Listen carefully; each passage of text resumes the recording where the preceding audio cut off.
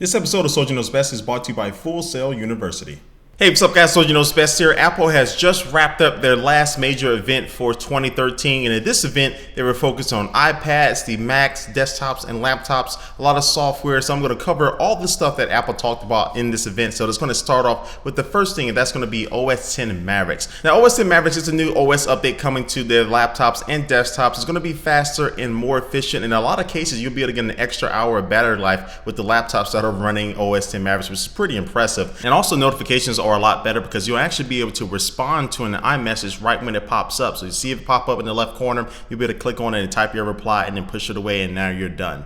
Also, it's going to be featuring the new Icloud Keychain, which is just like 1Password, where your passwords and also your addresses and your credit card information will all be synced via iCloud securely over all your devices. So it kind of prevents you from having to type all that stuff a lot of times. So this is really good. But the main thing that I was really impressed with OS X Mavericks is the price point. It's going to be available for absolutely free. So gone is a $29 upgrade price that Apple has been doing for the past couple of years, which really wasn't bad. But now you'll be able to download it for absolutely free starting today. But I'll still remind you, stay tuned for the overpriced comments. I definitely will see some down below.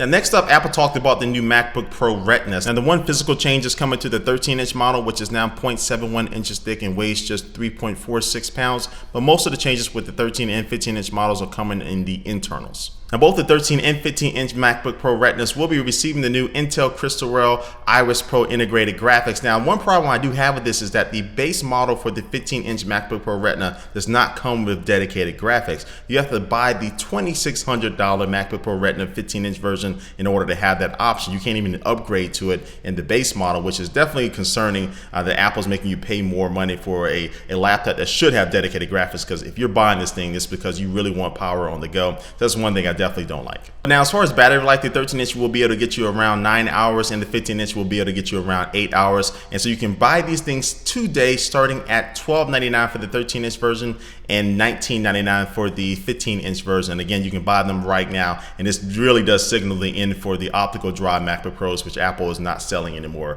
as it seems.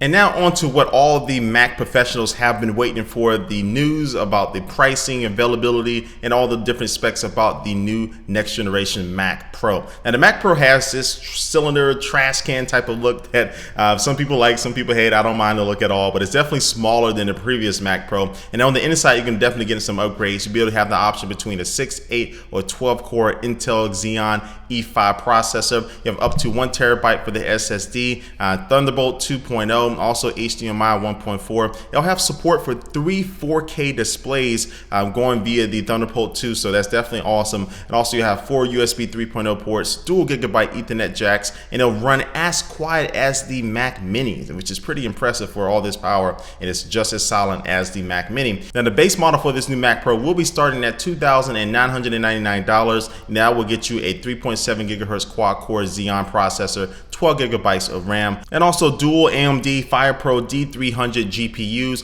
and it'll also get you a 256 gigabyte SSD, and you'll be able to order this new Mac Pro starting sometime in December. Now Apple has also made some changes to their iLife and iWork suites. I'm not going to spend too much time on these details. You can go to the website to kind of look at everything. And there are a couple of things that stood out to me, and so I will talk about those. One of those is going to be iMovie Theater, which will allow you to create a movie and you edit it and you save it, whether it's on iOS or on your Mac, but it will automatically be available for all your devices via iCloud. So if you save your movie on your Mac, you'll be able to watch that movie right back on your iPhone immediately, which is nice. And then with Garageband, it is getting a redesign, but also you can have up to 32 different tracks. But then Apple has also done something interesting where they've taken one track and had probably 5 different drummers play that track. And of course, everybody plays it differently and has a different sound and different feel to them. And now that's something you just really got to listen to, but it's a pretty cool thing you can now do in Garageband. And then moving on to iWork, Keynote is getting more animations, more transitions, and things to make your presentations look snappier and look better. And also you have collaboration for iWork and iCloud now, where you can have a co-worker in a totally different country and both of you can be editing the same document at the same time, and you'll see all the changes in real time. And then just like OS X Mavericks, Apple is making iLife and iWork absolutely free, and you can download all this new software starting today.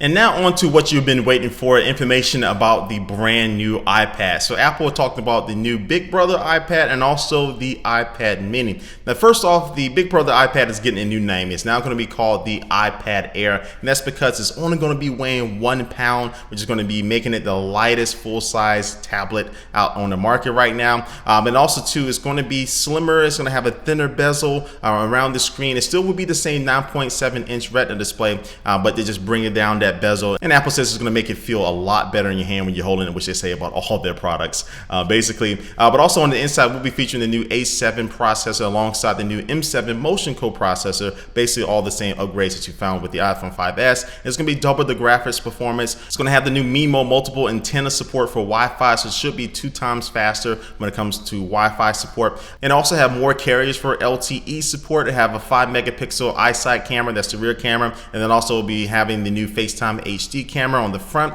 and then it'll get you about 10 hours of battery life, so you're still getting that same impressive battery life. And it'll be available in silver/white and also space gray/black, so no gold version for the iPad. Now price wise, it's going to be available for $499 for the Wi-Fi only version, and then $620 for the cellular version that comes with LTE. And they will be for some reason still selling the iPad 2 for $399. Now one thing to note is that it does not feature the new Touch ID fingerprint sensor, which I was kind of betting on, but Apple elected not to put it in this new iPad, which I think is definitely a letdown. And so you can buy the new iPad starting November the 1st, and Apple is not taking any pre-orders, so you have to go wait in line at the Apple Store or wait till around midnight your time to order it online and have it shipped to you. Now Apple's also updating the iPad mini to receive a Retina display. So the display is still going to be 7.9 inches, but it's going to have a resolution of 2048 by 1536, and it's basically going to be the same amount of pixels that you find on the screen on the iPad Air. Now it's also going to have the A7 processor, be getting you around 10 hours of battery life, have the MIMO antennas as well, and also a 5 megapixel iSight camera, and also the FaceTime HD camera. It's also going to be coming in the same silver-white color combination, and also the space gray-black combination. And the iPad mini will retail for $399, and also they'll keep the first generation iPad mini but drop the price down to $299.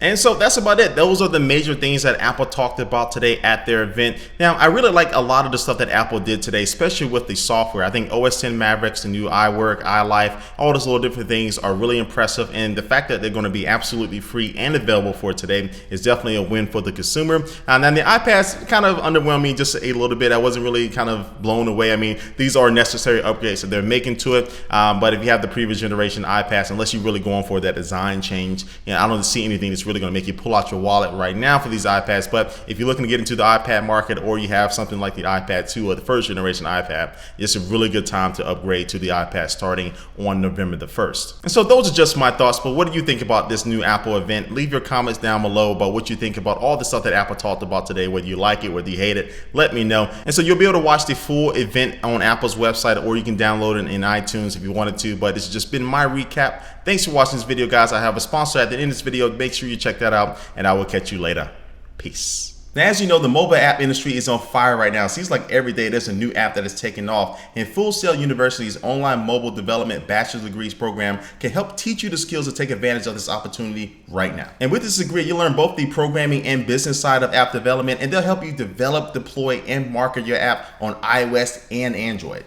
And through Full Sail's Project Launchbox program, students will receive a MacBook Pro that's going to be loaded with industry software, and also too, you'll be receiving iOS and Android devices. And so between the App Store and Google's Play Store, over 50 billion apps have been downloaded. So if you're ready to master the technology and software to compete in this growing industry, visit fullsail.edu/soldier to learn more about this online degree. Again, that's fullsail.edu/soldier.